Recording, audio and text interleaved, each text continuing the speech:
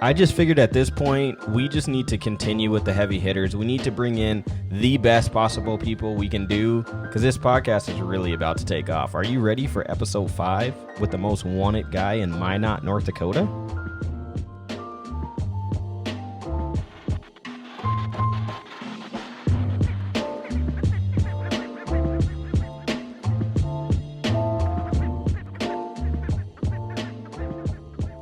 What's up, Outlaw Gang? It is another episode of In the Groove Podcast. Here, your host, Sam Smith. But I have on the man, the myth, the legend. I have on Mr. Larry McFall. Are you here?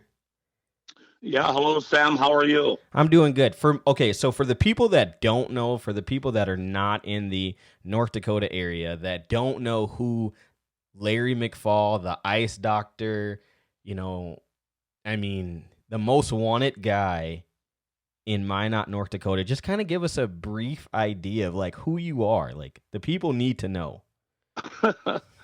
First off, that most wanted guy kind of worries me because I've never had a run-in with Minot's finest. So I just want to clarify that wanted doesn't mean wanted for any particular violation.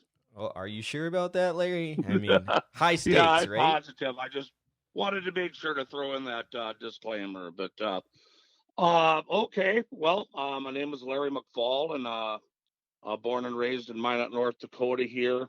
In fact, who'd want to live anywhere else, basically. But I went to high school and college here and used to be very involved with actually tennis and hockey. Tennis was my real game. Hockey, probably not as good at, but I've been around the hockey community a lot longer now than the tennis community. I kind of dropped that one when my body self-destructed and could no longer play anymore. So anyway, just stayed in town all these years. Was in sales for lots of companies. I think I've pretty much done everything, Sam. I mean, you can start naming off professions mine out and outside of a brain doctor, which I haven't got to yet. But eventually, that's what I hope is on my license plate is brain DR instead of ice doc. But pretty much done it all: sales, running baseball teams. I guess whatever. A little Saturday night special for the ladies, huh? Oh, yeah. You're referring to the first 2 seasons of mine at Minotoro hockey. I was the PA announcer, and we had a scheme where I would be on Friday nights. I'd um, just dress with a hockey jersey that we had advertising on the back of. But then the second night on Saturday, it was a suit. And yeah, so that's kind of where we came up with that Saturday night special thing. And we even played the whole song by Leonard Skinner before I would come out through the Zamboni door and walk in. So it was pretty corny, but it seemed like the people, at the time liked it, or maybe they didn't, because after that year I wasn't asked back, and a few new announcers took over. So.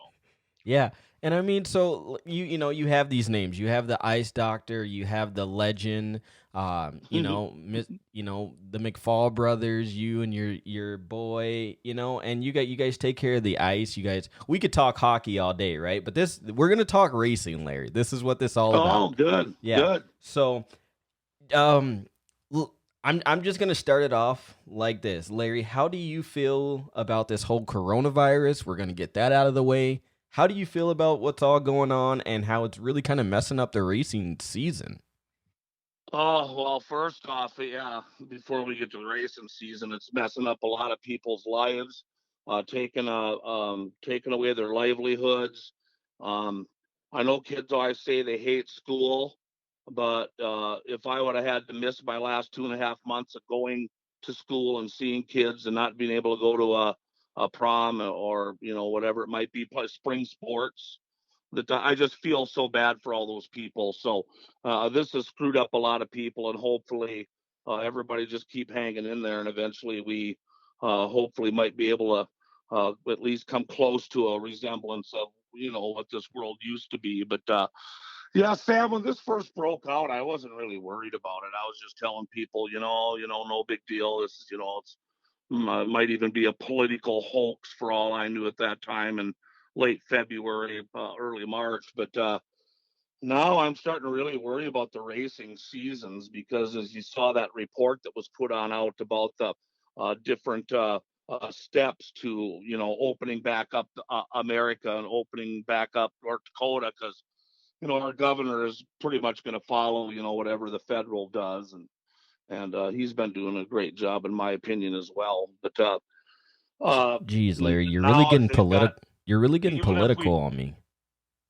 pardon? You're really getting political on me right now. Well, no, I think that's at the top of my head. That's the end of all the political talk for tonight's program, folks. So you can turn the volume back up. But yeah, I'm really worried about the racing thing now, because even on that third phase, or whatever they call it, I don't know if it's called a phase or not, but even at that time, there's 50 people, groups of 50 that are suggested for that. So how could you open up a race club and have a track, and you can only put 50 people in the grandstand? And if they, there's so many questions now, dude.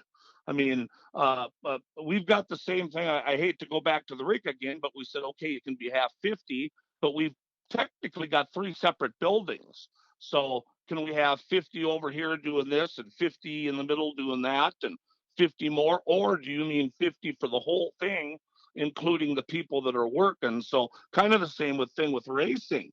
Are you counting the people in the pits, or the people in the grandstand, or the whole place? Or Well, so I know right now, like South Dakota, they're talking about it, and they're basically saying like, "Hey, we're gonna do it. We can seat 1,400 people, but we're only gonna sell 700 tickets, so people can actually come and watch." Right? So it's like, yeah. okay, do you limit that? But then now it's like, who do you, how do you justify saying, "Hey, this race fan is good enough to come in and buy a ticket," or "Hey, you got to be the first one." So now it's gonna be like State Fair trying to scramble in, like. Well, did you see today though that now they said no spectators?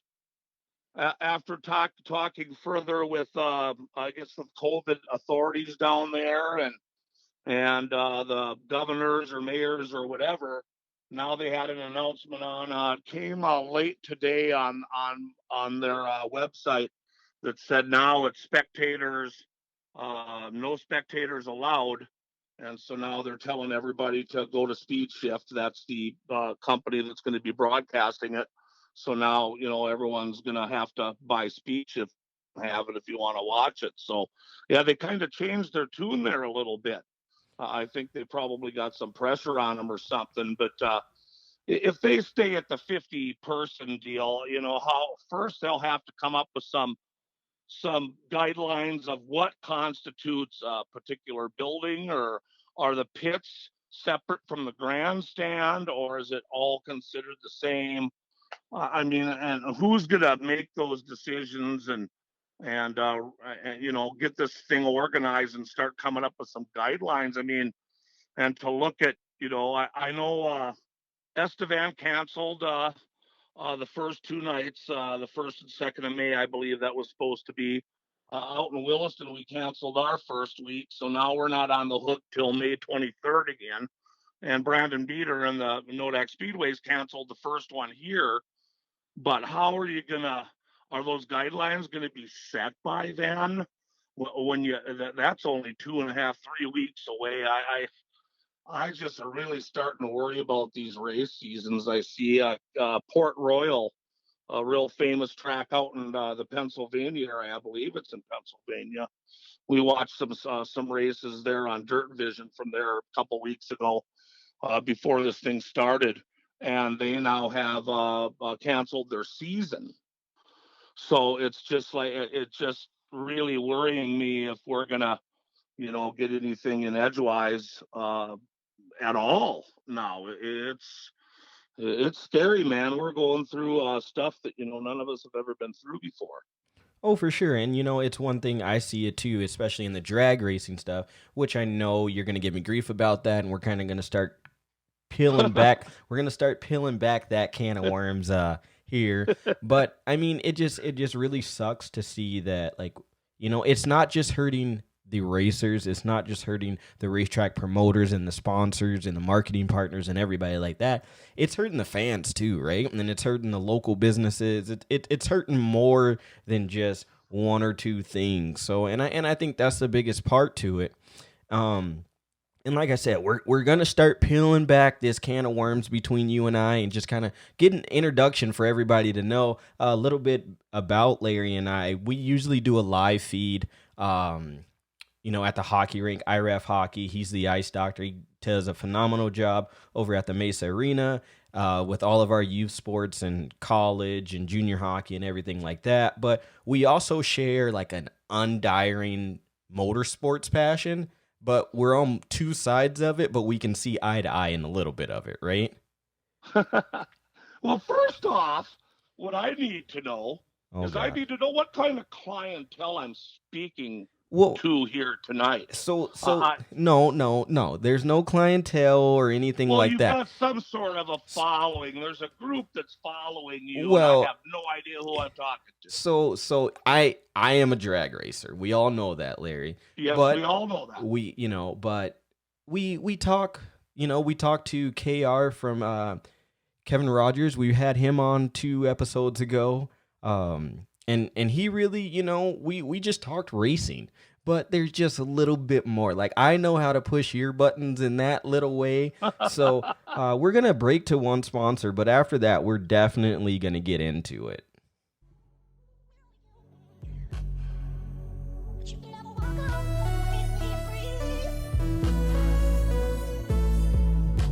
This podcast is brought to you by the good folks over at Mad Bro Motorsports, the leading parts store in Minot, North Dakota for all your racing and performance parts needs.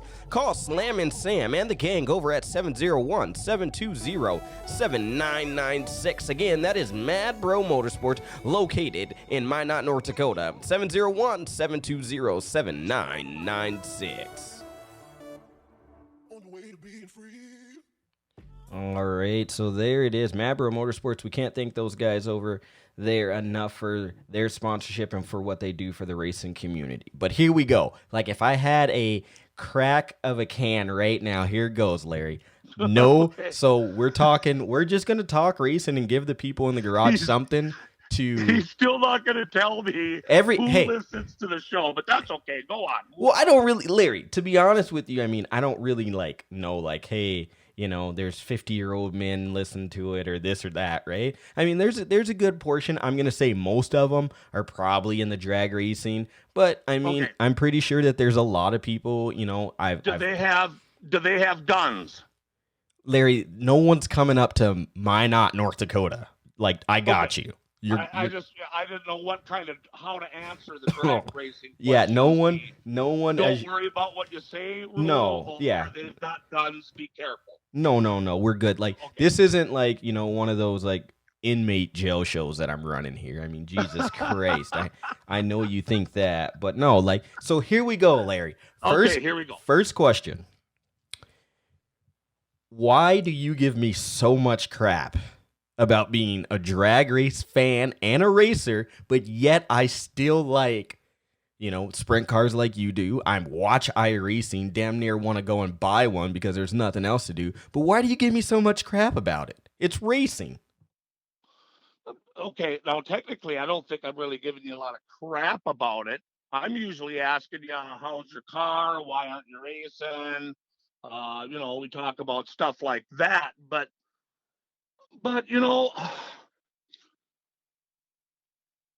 drag racing to me is Big Daddy, the Snake, talking Gartlets and Prudhomme for you people that weren't born before 1990. Hey, whoa. Hey there. Whoa. Loved that stuff. Drag racing on TV when I was a kid.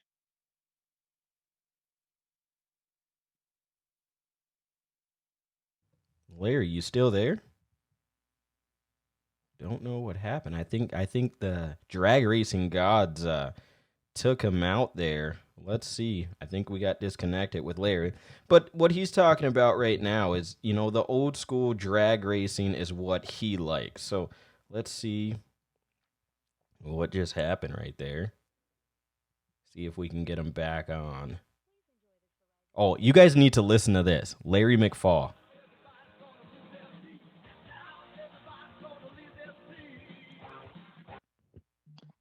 I got cut off and I didn't go through a tunnel. Oh, yeah. Well, everybody was enjoying your Kiss, calling tone right there. So we're all. Yeah, you should just play that for the whole show and give everybody an education of who the greatest band in the land is. Oh my God. But let me refocus. Here we go. Every single time I watched it on TV, you start at the starting line, you end at the finish line, you lose, you're out, you win, you move on, or maybe it's double a limb.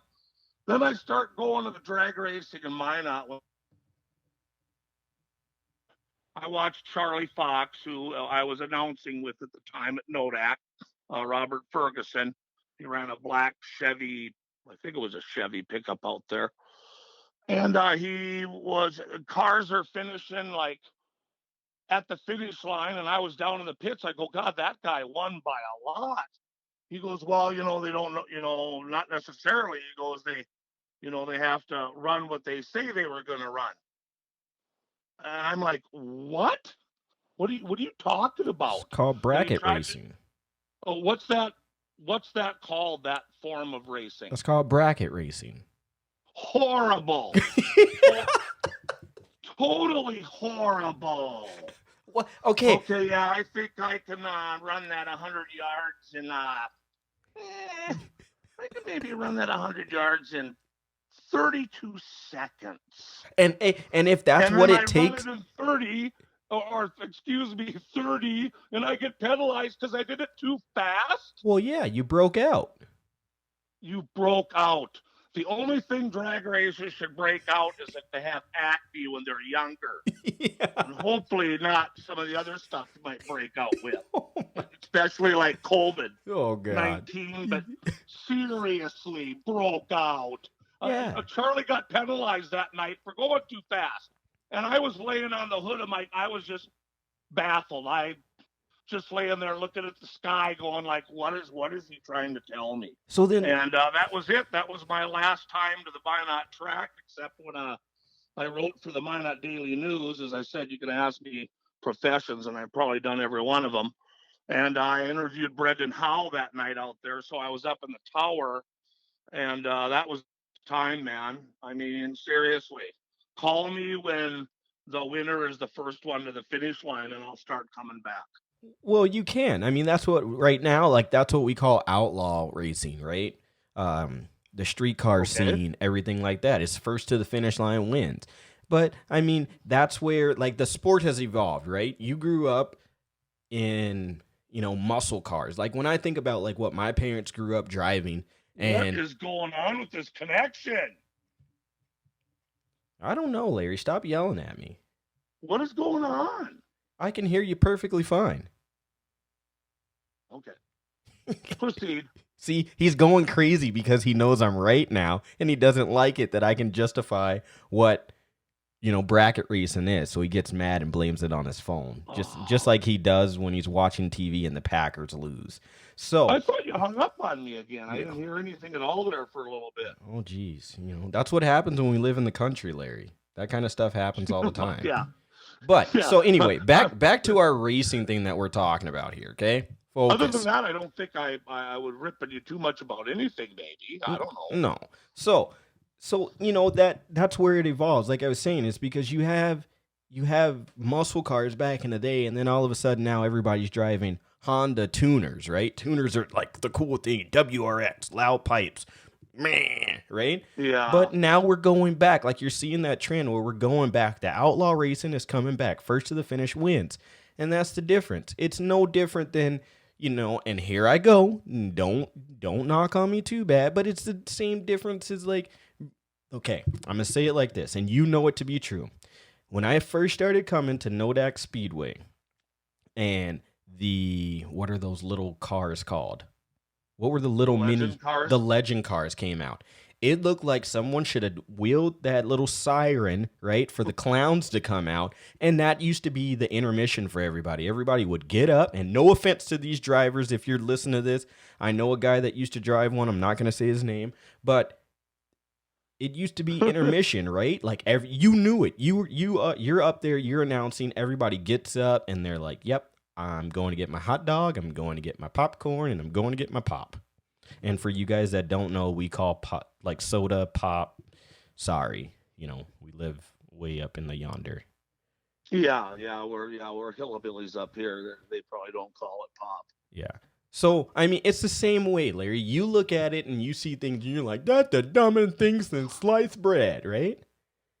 Oh, well, or what else do you got for me? I think the reason a lot of people didn't like the legend cars is because they don't slide in the corners, man. They stick and they just drive around. It looks like they're going out on a Sunday drive. People like to see that going sideways, slinging mud, but the legend cars up there on my readout at the time when they used to race here were even with or faster than the hobby stocks.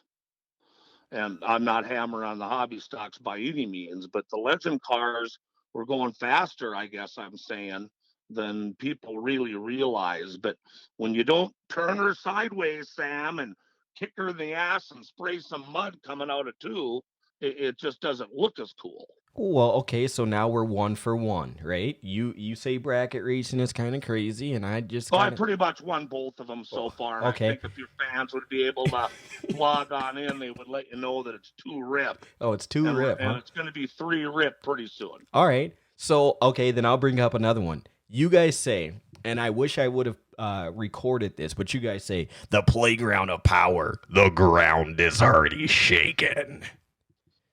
Larry. Larry, one car in drag racing, I can pick one car and it would have more horsepower than about 5 or 6 of you guys' cars. What do you have to say about that one? What does that have to do with the slogan that we say? Because you guys are saying the playground of power, the ground. Okay. Like, I mean, it sounds like, a little mice squeaking around, So I think I got you on that one, Larry. I think I got you. Well, the playground of power and the ground is shaken because the competitors get out on the track and they give you either an 8 or 10 or 12 lap heat excitement, and then B mains and of course the A mains. So the ground is already shaken and it is the playground. Drag racing is more of a just going to the office with the detention slip. Instead of being able to go out on the playground and have all that fun for 20 laps and entertain the crowd, you guys are entertaining the crowd for 13 seconds. In the quarter mile. Now we have to wait until the next two get in and burn $900 worth of tires, which I don't understand. My God, I do that with my car and I'd be broke, but that's a story for another day. But yeah, I'll take 20 laps and maybe a little less horsepower to watch some good racing instead of seeing 13 seconds and then having to wait another 10 minutes before something else happens. Okay, but what about all the caution? I mean, what takes you guys so long is all the caution flags because God. And we don't. I know that's a sore subject, so we're really not going to get into that. But I'm just saying, man. You are completely correct. I mean, a guy gets bumped and knocked off the track, and it's like, holy Christ! Like somebody go and call the fire and rescue, send them over, and let's take 10 minutes to make sure his car's okay. The caution flags are just out of control at all the tracks I announce at, Williston, Estevan, Minot. Yeah, I agree with you on that. We can run their heat races. We run all the heat races last year. We were averaging about 35 minutes. And usually by about 6:30, or if we started at 7, it was about 7:30. we were damn near done with all the heat races, and all we had left was 4A mains, and I'm still walking out with my bag at 10:30, and I'm just like, wow, there's 12, 15 caution flags, and I don't know how these drivers go from a college graduate brain type level to a kindergarten brain type level from the heats to the A-mains just because they might win $100. Larry, don't forget, some of these people might hear this and then they're gonna, Well, no, that's fine. And everybody has said it before. I mean, it's still, I'm never going to pull any punches, man. So oh man, I've been there, I've been sitting up there for 23 years. And 7 years before that, I was either the assistant or the head flagman. So I've been watching for a long time. This is the 66th year of the club, and I've been watching 30 plus. So that was my involvement, not including all the years I went as a kid. So well around, I suppose, about 45 years. And I just tell it like it is. And I think most of the drivers would all tell you that it was a circus. I mean, it's just unbelievable. And just not the hobby stocks, even the modified guys were losing their minds. And I don't know, I've never driven, so I can't say I could do better. I'm not saying that. I'm just saying, like, wow, what's happening? There's lots of times I announced, well, I looked up and there's a full moon, and I'm like, well, okay, there's the answer, folks. I go there. If you look out that way, there's a full moon coming up. Because I couldn't figure out how it could just explode like that. Yeah, so you are technically correct, by far, 100%. So score right now is 2-1. Well, I guess that counts just because you said that something is something is bad and you score on it. Yeah, we both agree. Yeah, okay. Yeah, okay. Whatever. Okay, so then can I we like your scoring system. You must take a lot of mulligans when you play golf. Well, I'm gonna throw a low jab here, and hopefully neither of these people are listening. But I'm just gonna do like Aberdeen's coach or like Lane Sedevy from Bismarck Bobcats. I'm just gonna throw low blows right there, right? Throwing all the sticks on the ice. Why not? Mad scramble here. But, yeah, that was Mr. Roth. Yep. And now he gets hired as a head coach down south somewhere. I can't remember where he signed at, but yeah. But so okay, there we go. There's that. Let's see. Do you have one? I'm gonna give the floor to you. Do you have one right now? Do I have what? A subject that you want to bring up. I brought up the last couple of ones and I scored. So finally, snuck one in 5-hole right there. Yeah, you haven't, unless you've done it on a previous show or something, you haven't told everyone what you think about if the drag racing is going to happen at all this year. I'm concerned that, and I don't know, I might be thinking wrong, but if they've already canceled the Hoos Fest and possibility maybe of having to cancel the fair, will they just, they being the fairgrounds, as they try to, recoup like any other business then in town that, hasn't been making money off these rentals or not having all these people come, would they just decide to just, say the fairgrounds is just done for the year, and that way there's, no setups, no cleanup?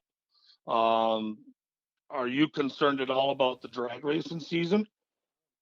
I really can't say, Larry. So that's we've talked about that before, and I can't really say either way. I'm really not too involved with that track at all, so I really don't know. I honestly do more stuff with the circle track here in Minot than I do with the drag strip itself. But as a fan, knowing this COVID-19, okay. What do you feel? As a fan, do you think there will be circle track and drag racing this summer? Or are you starting to get a little bit worried like I am? I'm completely worried, Larry, and the reason why is simply because it's what we're used to, right? And that's one thing about this podcast. It's called In the Groove. Nothing in motorsports right now is in the groove, like nothing. And it's really, like I said, a touchy subject for me simply because, like, I went to a race down in Florida kind of the week before all this craziness broke out, right? Like, it was still hockey season. Hmm. I left, I went away to that race, and it was like, here it is. Like, that was the first race for me. So it was like perfect. Like, we're starting. Here's our race season. Here's our chance to, like, just, forget about the bad stuff that happened. You know, from last year. Forget about all the struggles of last year, whatever it is. Like, it's a new season, it's a fresh start. And then to come home excited about it, ready to go, like, heck yeah, racing starting. I went over to the shop and helped Steven do some tinkering with his cars, and help other friends and stuff get ready, prepared for the season. And when you do that, and then all of a sudden nothing, it's like, okay. And then another week of nothing, and then another week of nothing. And now we're pretty much to the point where everybody's kind of like, dude, I'm not doing anything and I'm not gonna, do stuff. But now, like, we've had a couple of track owners that are just like, look, dude, this is my livelihood. This is my life. This is how I pay my bills. This is my family's business for the last 30, 40 years, right? Like, this is what we're going to do. And everybody's getting to that point where we're like, dude, we've been cooped in the house for, 30 days, right? We can't do anything. Things have been shut down. It's to the point where it's not just a worry of like, okay, is this going to happen? Is it, we're postponing stuff, we're putting stuff back. But now it's kind of like, okay, now dates are starting to stack on top of each other. We're starting to cancel stuff. I've seen a couple of tracks have just said, hey guys, look, with not the extra income and different things that we like to do, and we can't do that right now, we're closed for the year. Like, we just have to shut down our doors. So I would really hope that we can hold out as long as possible, but I don't know. You got me there, Larry. You got me. Yeah. Yeah. Well, just eventually, like, and I think you had said earlier that, you know, uh, if you're out getting a sponsor, there's an agreement to what you're going to do for that sponsor. And if you can't get out and show that on your vehicle or whatever it may be, you sign at the tracks or whatever, eventually it's just like, well, I can't charge anybody money. We're already in June or we're already in July. And, you either have to change the rate and give them some money back and of course you don't want to do that, as an organization because you're already in trouble. So yeah, it's just, this is just, unbelievable. I never thought in my lifetime that I would see anything like this. The minot, we've had, obviously several floods here, and it's ruined the life of a lot of people in the valley, and it's just kind of um, uh, been a little nuisance for like I'm up on up to the north side of town. It was just a nuisance for me to get around, but other than that, I still had my home, and fortunately, I still had my job because we weren't in the flood zone either. And to have went through that, but nothing like this, where you can't. We could still, the track was underwater. Both our tracks were at that time in 2011. So obviously couldn't race at the tracks here, but we could still go and announce in Williston and Estevan, and not everybody was flooding. But now you can't even you can't even go there. You can't have more than 10 people. It's all up to Mr. Burgum here at the end of the week is going to announce, whether May 1st is a startup time or not. So like who knows? But it's just not that flood was nothing like this is now. God, you can't even go anywhere. I've got a friend that's in town because unfortunately his father passed away, and we want to have a little get together tonight, and we can't go. You can't go anywhere. No. This is a situation where you'd say, well, yeah, let's meet at Paradiso or Applebee's or Ground Round or, Buffalo Wings and Rings or Wild Wings or whatever. Now it's just like, ah, what, Yeah. Yeah. how should we do this, Yeah, let's have a Zoom Skype call or let's FaceTime each other, right? Yeah, Like, it's so everything's, weird. uh, everything's, yeah, digital now. We've been watching a lot of that, iRacing, World of Oh, Outlaw Springs, don't and late talk. models and You're stuff. getting too ahead now, Larry. But see, one thing you did talk about was food. And if I know you and I know me, we both like to eat. So Oh yeah, food's good. we're gonna break to another one of our sponsors.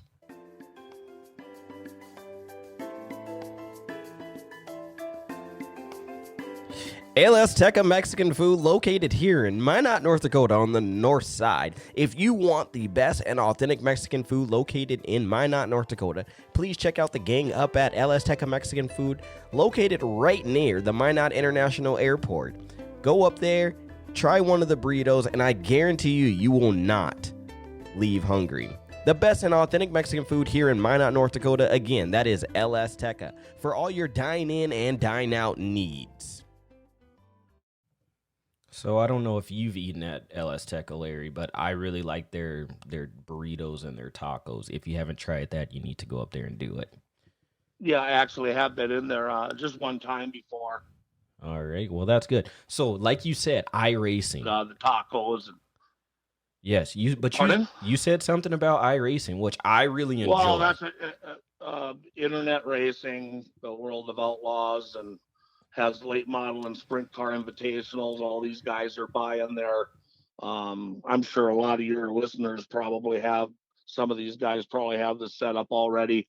Guys are going out and buying the steering wheel and the cockpit and the seats, and then they get in line and battle. And there's been a couple. The last one I think was $1,000 to win, and I can't remember if Kevin Swindell won that or not.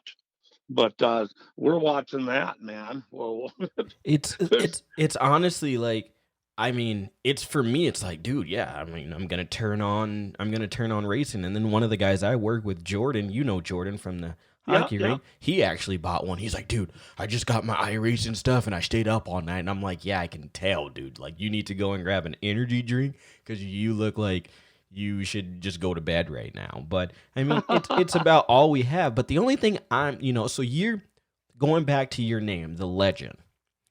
And then there's this legend and this new guy, and I've kind of snuck in there and called myself the newest new guy. Because I mean, like you have all these different like sayings that you say at the track, and like everyone in Minot, North Dakota knows you for the oh my. Like Larry McFall is gonna say, oh my, like what is that, right? But there's a couple of things that I know you're not prepared for, and I know you're a fan of one racer. I'm not gonna say his name. I'm gonna let you say it. But can you give us like one of Larry's classic sayings at the track? Like when you're announcing, what is one of your go tos? uh, I guess one of the ones that I've really used is when I was a kid and I started going to the races in 1965 when I was 7 years old. The announcer out there at that time was Terry Dean, and he was a KXMC sports guy. He was the main guy on Channel 13, and he was also the announcer out at the track. And so I'd sit there all the time and just listen to him and listen to what he was saying. I always made sure that I got a seat in that old grandstand. Oh, there I got a tweet just coming in. Sorry about that. Sitting down in the lower part of the grandstand, but I always sat by one of the old fancy cone NASCAR styled speakers that we used to have at the Nodak Speedway so I could make sure I would hear them. And when the cars came out of the corner to take the green, he'd always go out of the turn, and he broke that up a little bit, so he didn't always say there's the green flag, here comes the green, there's the green. I mean, they come and grab the green flag, or whatever you want to say. People eventually get tired of hearing um, there's the green flag or just green flag or whatever. So by saying out of the turn sometimes as they came out of the corner to take the green, that just kind of set up not having to say it.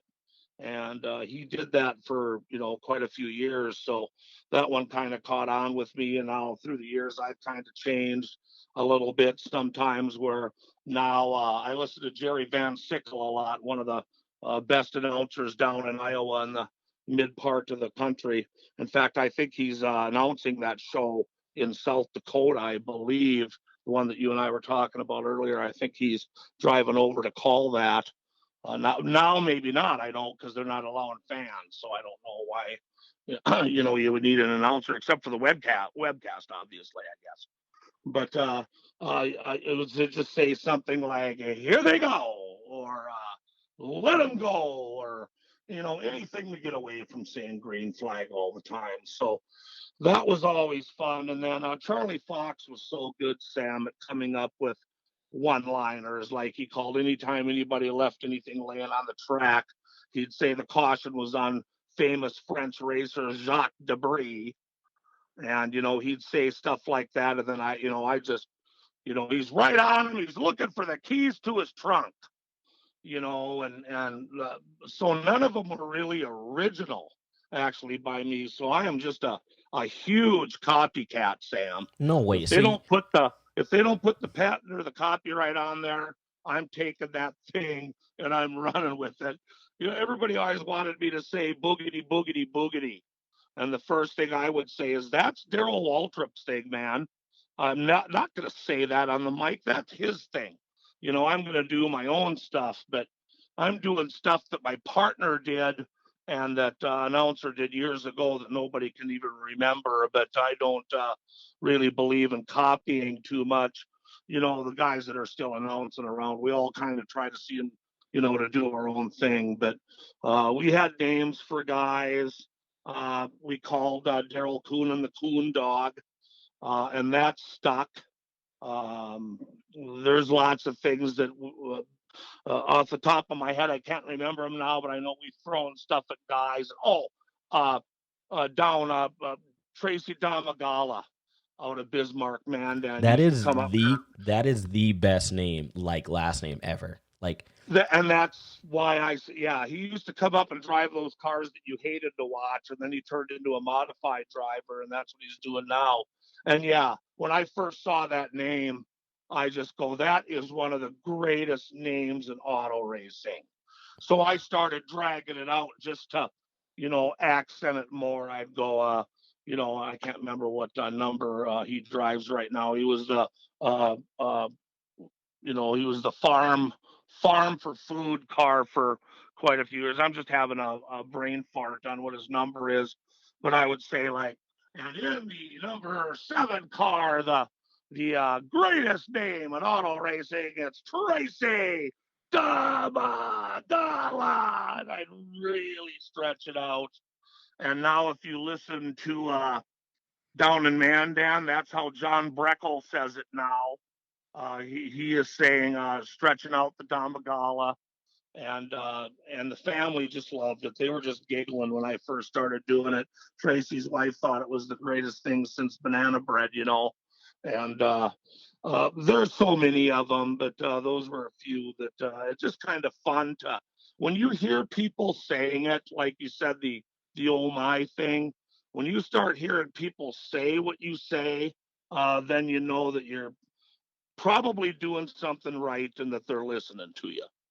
well, yeah, and then definitely, like, you have your other one. It's a slobber knocker. It's just a slobber knocker. I'm like, Larry, what the heck is a slobber knocker right now, right? Stole that from Jim Ross, J.R. Ross on WWE, a long time announcer of wrestling. He used to work with Jerry Lawler all the time.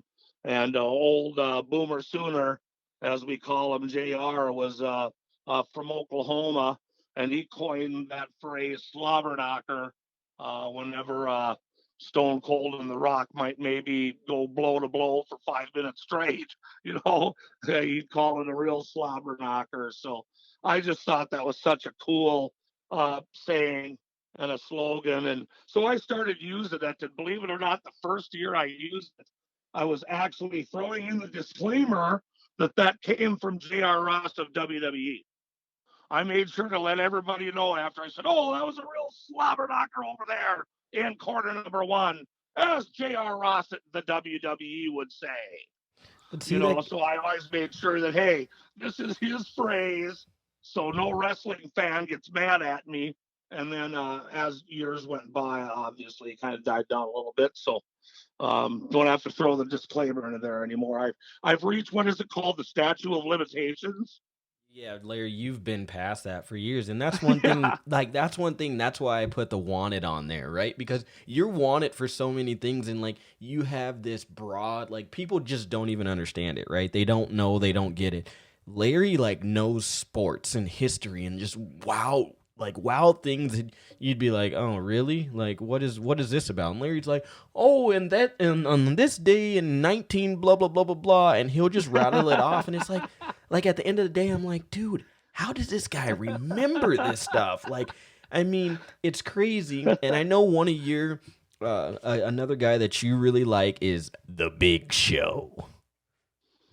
Jason Walla. The Big Show of the Jason Wallace. So can you, like, for the people that are listening, I know some people are probably gonna give me crap about it, but it's just something about like you and the way you say things. So can I get a good like Jason Walla, the Big Show? Like if you were at the track right now, how would you do it? Well, yeah, I got two stories that you'll probably like, and uh, the Big Show, man, he's a great guy, and of course, him and his brother Josh served in the armed forces, so did you, and hats off to everybody, and thank you that's done any service for our country, especially after my son Yeah, showed me the baby. Yeah. Band of Brothers series here last couple weeks. We watched all those, and I left that series shaking my head like, wow, didn't realize at all half the stuff guys go through, and whether you or Jason or Josh went through a lot of that, or if you didn't see it all at all and stayed stateside or whatever, still the serving the country is just phenomenal, and got to thank all you guys for that. So as Thank you, Jason thank you. Wallace started coming to mine out a little more and getting better, and I'd go and watch him out in Williston, he through the years has turned into an unbelievable, modified driver.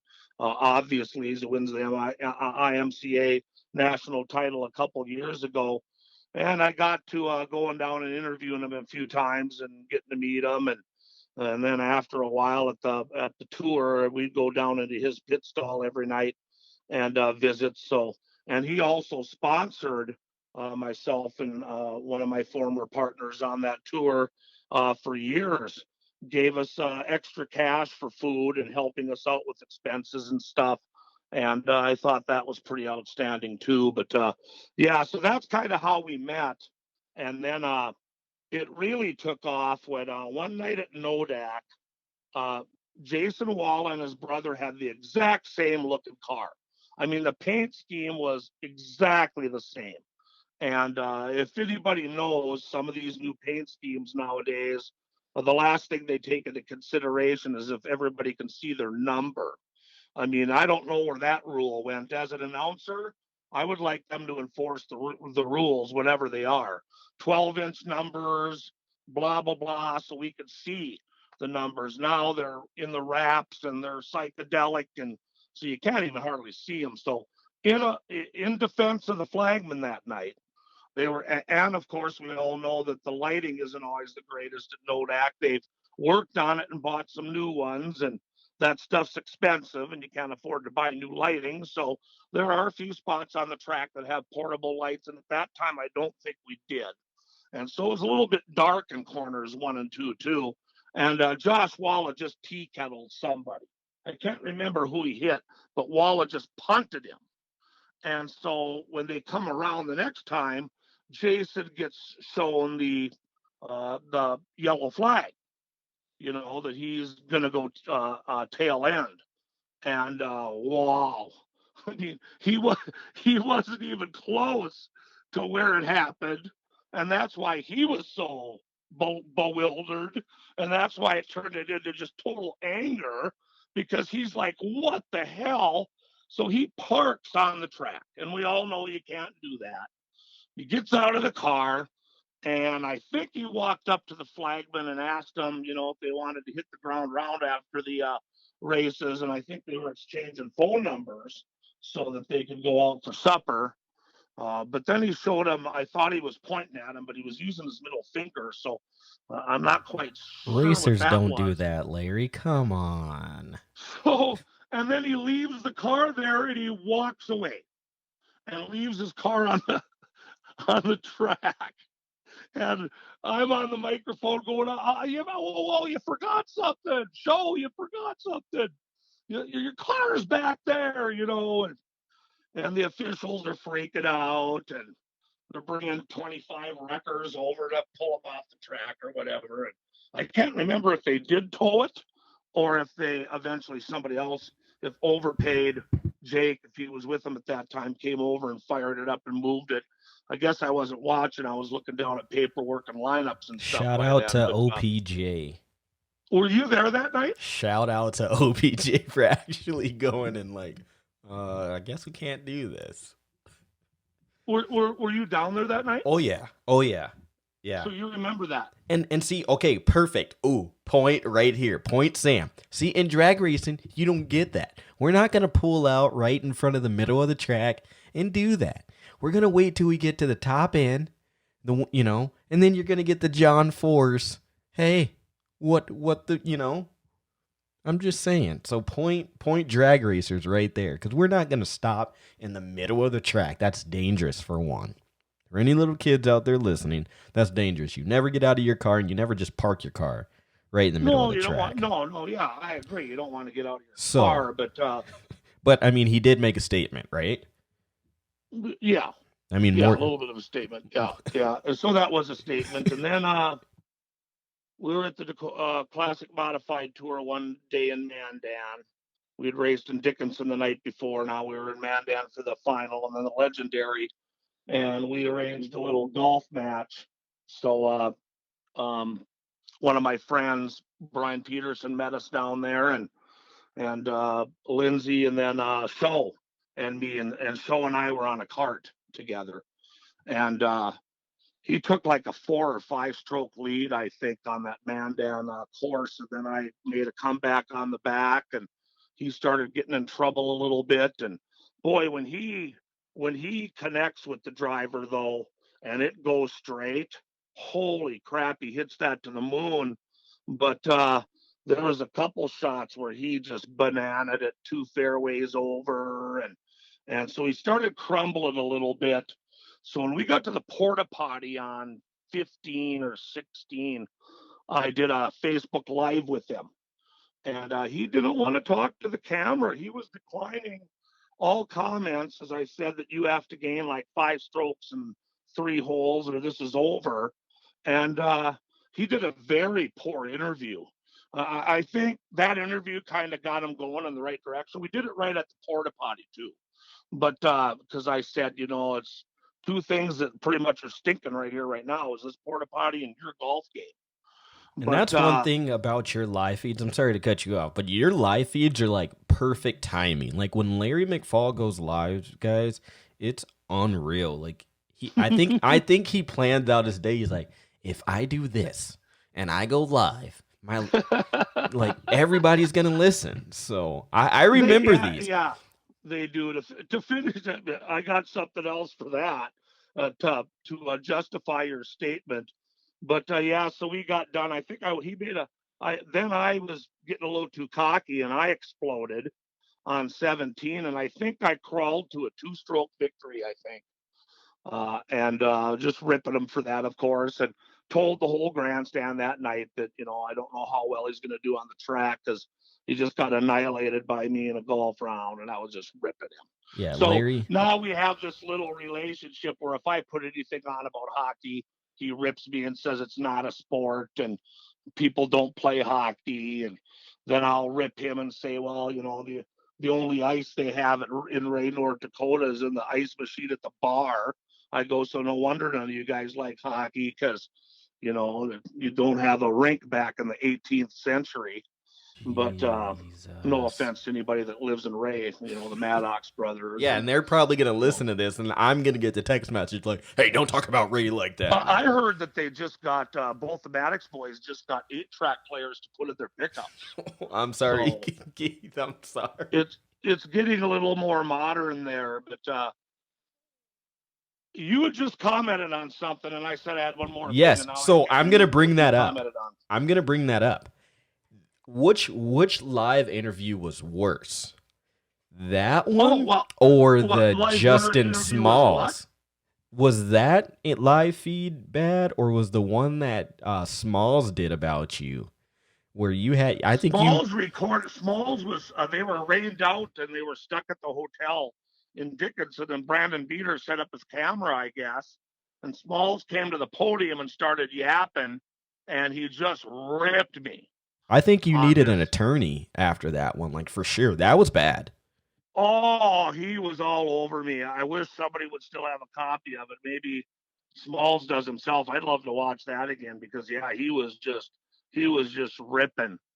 But yeah, but he wasn't very nice actually. But but no, you brought something else up, and I was going to tell you about it, and now I can't remember what it was. What broke my train of thought there. I don't know. We were talking about the big You show had and different you'd things. said something. Oh, you said something about my Facebook lives Oh and yeah, people just always watching them. Uh, it's just unbelievable how there's two of them, Sam. One of them was when I got up at the motel in the morning and I went down to the pool and I did a Facebook live from the pool in Mandan, and my hair was just fricked. I mean, yeah. it When you was, ate the Kit everybody that Kats. knows me knows that I have really long hair. And if I don't brush it and comb it and just have morning bed hair, I mean, I look like a cross between Billy Idol and Iggy Pop. I mean, it's just a bad hair day when I don't have a chance to work on it. So I pretend I'm standing there going like, "Wow, unbelievable party last night." I go, "Holy crap!" We went to a 4 in the morning, and I can't even remember what happened. All I know is I woke up and my head was laying on a couple of Kit Kat candy bars, and the candy is stuck in my hair, and I had to shave it off. And well, first off, I haven't drank for 10 years, and everybody that knows me knows I don't drink. So I wasn't partying till 4 in the morning. Everybody knows I go to bed about 9. And so uh, everybody thought that I had actually passed out in a pile of Kit Kats. And so I get to the track the next night, and people are bringing me Kit Kat bars. They'll come up the grandstand and go, "Oh, here, Dwayne Gilseth from Kenmare brought a whole bag of Kit Kat bars." He goes, "Oh, here you go." I go, "Thanks, Dwayne." So that's one situation that I'm just going like, wow, really. And then that same morning, we get ready to go. I go outside. I'm waiting, for us to leave, and I look, and it's the old Seven Seas. I can't remember the name of it now. And their water slide tube comes out like the Sleep Inns does. It comes outside the building, and then it goes back in. Oh yeah. And I'm standing there looking at it, and I'm like, unbelievable. Folks, you're looking at where I got stuck last night. I go and they had to bring the fire department out and to shut it off and undo the bolts outside and take a section off so they could get me unstuck because with my boiler and everything, I just got jammed in there because it wasn't on. It was out of order. There was no water in it. Everybody warned me not to go down it, but I went down it anyway and got stuck. And they had to dig me out. Well, I did that on Facebook Live, and people are you okay? Can't believe you did that. How Well, did that feel? well, Did you Larry, hurt your stomach? we I'm take just you like, serious, wow, Larry. really, people? So that was pretty crazy. You're the legend. So when you say something, we take you serious, right? I mean, we kind of have to because we never really know. All right, but to break this down one last time for all my drag racing friends out there, I got to ask, when someone says a slide job, what is a slide job? What is a slide job? Well, a lot of the race tracks are made to have at least three grooves, and most of them have three racing grooves most of the time. And so there's a low and a middle and a high.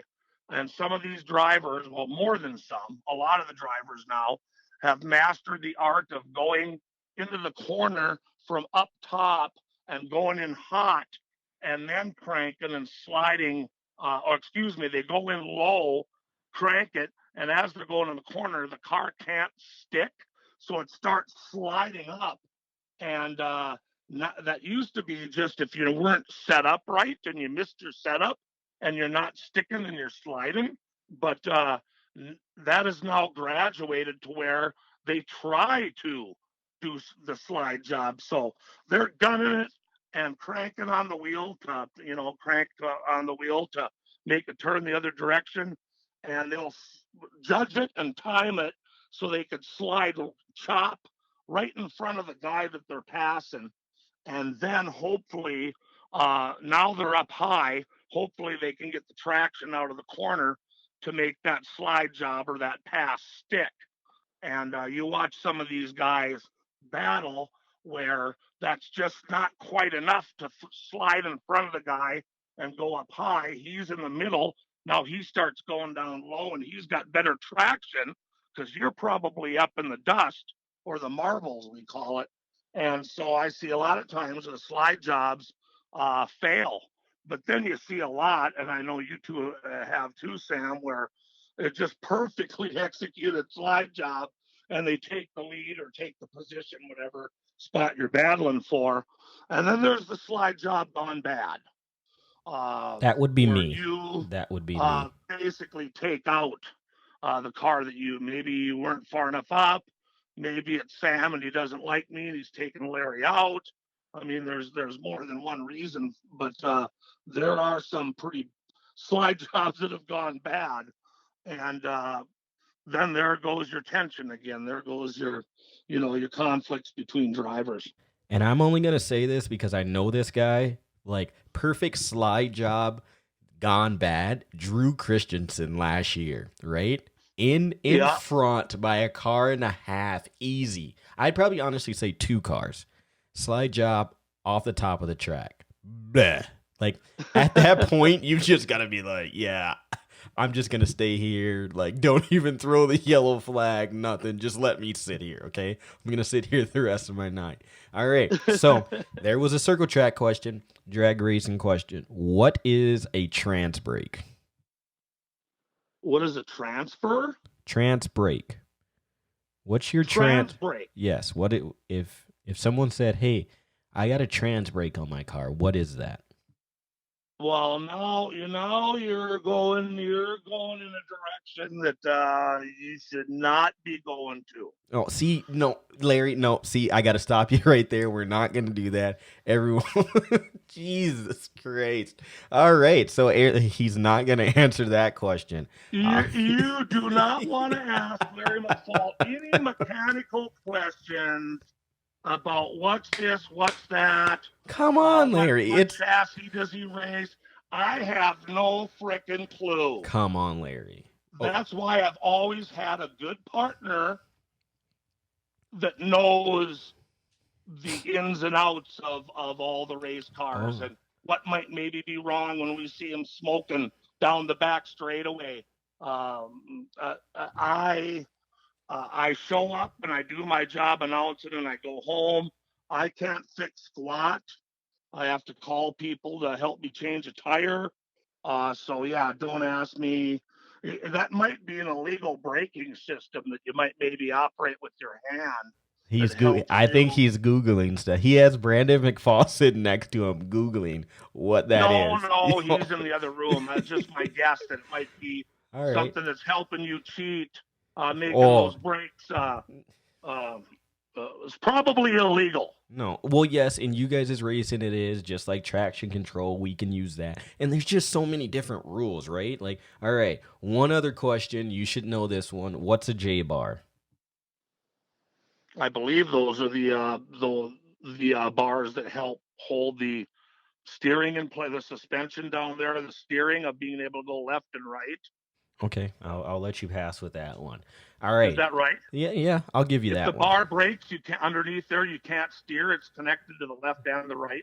All right. What's a burnout? Kind of like an axle. No. Or it's attached to the axle. Oh God. Okay. Now, what's a burnout, Larry? What's a burnout? Well, Describe Lately, this. they've been the guys in section 110. Those guys, you look over at those guys from the press box, and they are burned out. I mean, it's just amazing they could even find their way to or away from the races. Oh, yeah, that's in section one. That's a burn. Oh my god! You see, like, Those are burnouts. Don't sit in 110 don't sit in section 110, huh? unless you want to. All right, so those are the A burnouts. burnout's when you guys do your at the starting line all ready to go. Well, no, let's waste another 20 seconds burning out our tires and rolling forwards about 20 feet and then having to back up and get lined up again. Plus, they complain about not having enough money to race. Well, let's burn half the tire off on our first run. Yeah, they're only $900 a piece. Hey, For Larry, God's sake. a That's how good Mad Bros Motorsports survives, though.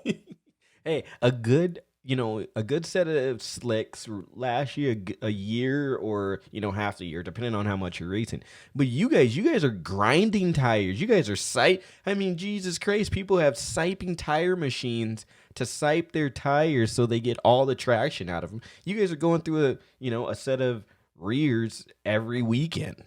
I mean, You guys, I'm the announcer. but you're a circle track racer, so it's me versus you, Larry. The good guys versus the bad guys, okay? Well, same thing. What are they doing? First time I saw that, I'm like, what are you doing? You just bought those brand new, now let's grind them down. I mean, so I can gain 1/18th of a second on the track and finish ninth instead of eighth. I mean, I just don't get it. Now they buy the fancy machine, they put them in, and then yeah, they grind everybody's tires down. Hey, bring your tires in. We'll grind them down for whatever, and we'll grind yours down a little more than ours, so we know that yours will blow on the 10th lap. So I don't get it. All right, so one more. Shit's expensive, man. It is. So is rubbing racing? Is that a true statement that rubbing? If you're rubbing, you're racing.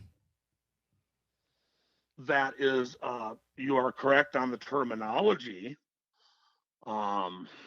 Whether it's right or not, I guess that's that terminology will rub it and race. And yeah, you're going to touch each other every once in a while. I mean, there's four wide sometimes. Yeah, you're going to, rubbing is racing. I was going to say, though, technically, it's actually, if you're doing it on purpose, I'd throw the black flag at you. Yeah, and you see a lot of that. And that's one thing you mentioned something, and I was going to ask you about that. But rubbing is racing, right? So that's great to see. But when you say 4 wide and 3 wide into the corner, there is nothing like that. Like I said, I'm a drag racer, Larry. I'm a diehard drag racer, and you know that, and everybody knows that. But I can honestly say going to a track and you're seeing 3 full-size cars, especially in the mods, the A mods, and different things like that. But when you're seeing full or even late model sprint cars, and I'm going to ask you a sprint car question too. But when you're seeing 3 wide into a corner and you're cringing because you're like, oh man, somebody's going to wreck, right? And they're sideways going into that corner. The driver's side wheel is up. And they're on the pedal, right? There is nothing like that. The lights are shining down. You got your camera out. You're taking pictures, or you're like, oh my god, there's nothing like it. So anybody that's a drag racer and is not a motorsports fan, you got to go out and see that. I don't care which track you go to, but just go to a track and make sure you experience that. But last and final question for you, Larry, that I have right now: if there's 2 things in life right now, there's Kiss and there's World of Outlaws, both in the same town. Which one are you going to? World of Outlaws, Donnie Schatz, the World of Outlaws, right? You wanted the best, now you got the best. Yeah, I guess that would depend on how many more opportunities I have to see the World of Outlaws. If you skip, we don't have them in Minot anymore, unfortunately. But say you skip the Minot show, but you can still go catch them in Grand Forks or Fargo. Nope. You don't get to pick that. They're both in Minot tomorrow. You've got tickets. They both start at 7:00. Very poor scheduling by the entertainment No. See, corporations to have no, two shows like Larry. that We in one want to know, night. Larry. This is a question that I can guarantee you everyone wants to know. That's why I saved it for last. So, Larry McFall has a chance, front row and center, Kiss concert tickets, right? I'm talking damn near on stage. Which I've you been in that same position 10 times. well see. I've seen them 33 times. So So I'm talking where you're gonna go out, um, and you're gonna be on the stage. You're gonna be right there, Larry. And the World Series, and the world. what is the deal with this question about Kiss? Because Ben Barr had me on his podcast last week, and his last question is, so what's more important to you, the Green Bay Packers, the Montreal Canadiens, or Kiss? Well, Larry, And I'm you like, go to well, your Kiss, Facebook. definitely. If you right now, if you're first of all, if you're not following Larry McFall on all of his social medias, you need to go and do that. I mean, you're gonna get sick of the Canadian stuff. You're gonna get sick of the cheeseburger pack. What are they called again? I don't even know. Cheeseburger. Just scroll through it then. Yeah. So you're gonna get sick of that, right? And then every once in a while, you're gonna see the first year of Minot hockey, and they're back out there in like cardboard pads and stuff like that. But he has the most stuff. Like when the World Outlaws are here, when the Outlaws are here, that's all Larry's gonna talk about. When Kiss, when he's getting ready for a Kiss concert, the guy paints his face, guys. Like, I'm telling you, like, he's serious about this. So this is a gut-wrenching question for you, and that's why you're backtracking. You can't answer it because you know. So, Larry, I could answer. It would definitely be Kiss. So if it was the Outlaws would just have to live without me because oh my god, the World of Outlaws, hopefully, maybe not this year because we don't know if anybody's racing, but they'll be along for many more years. Hopefully, I have a few years left. While my boys, Kiss, put it this way.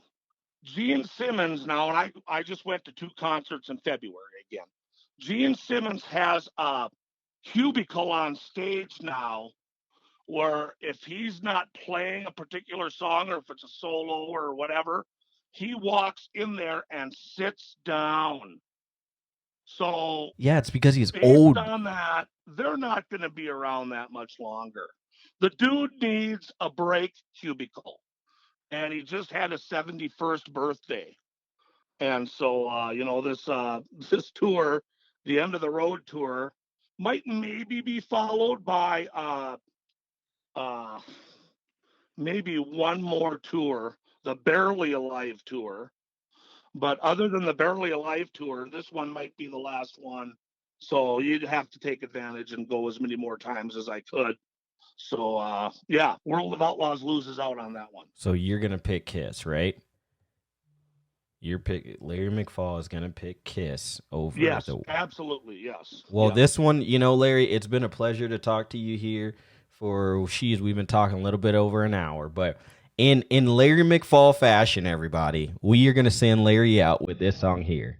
Hopefully I don't get in trouble for it.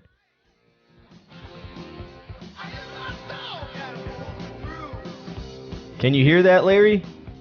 We got some Detroit Rock City going on. There you go. So thank you again, Larry McFall, for coming on to In the Groove podcast. It's been a pleasure. It's been fun, and it's definitely been real fun. Talk to you later, bud. Thanks, Sam. Take care. Yep.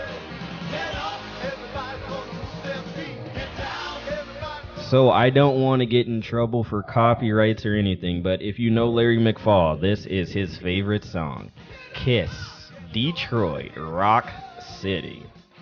So like I said, everybody, it's been totally fun, and it's kind of nice to get different people on here and just kind of talk about racing, talk about our experience, talk about what life is like right now. And we all know it's crazy. We all know it's drama-filled and just hectic, but, it's just totally good for you guys and for us just to sit down, talk with good friends, and talk about racing.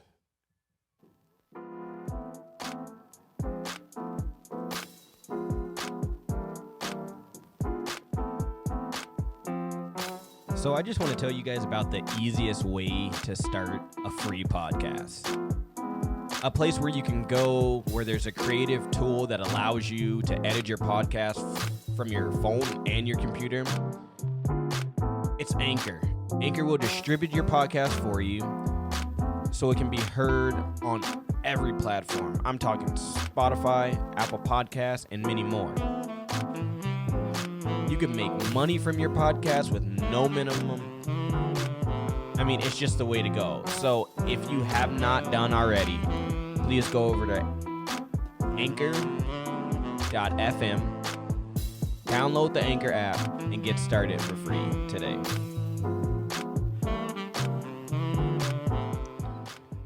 Yes, Anchor, we can't thank them enough for everything that they do for us and promote our podcast. Guys and girls, if you like this stuff, if you can, go ahead and subscribe to our podcast. We're going to be dropping more episodes. I got some more big name people coming on here. And then, just everyone in between. We're going to try and talk to a couple of track owners, a couple of different racers in our community and elsewhere. It's kind of cool. Everybody can just tune in and listen to this as you please. If you're in your race shop, I hope that you're having fun. Hope you're taking this time to bring your family and get them involved in everything. But this is episode number 5 with the wanted man, the myth, the man, the legend, Larry Stonewall McFall. Again, this is your boy Slam and Sam with Outlaw Performance ENT. Go over to our YouTube channels. Check this out. Go over to all of our social medias. Until next time, y'all, you keep driving fast and taking chances.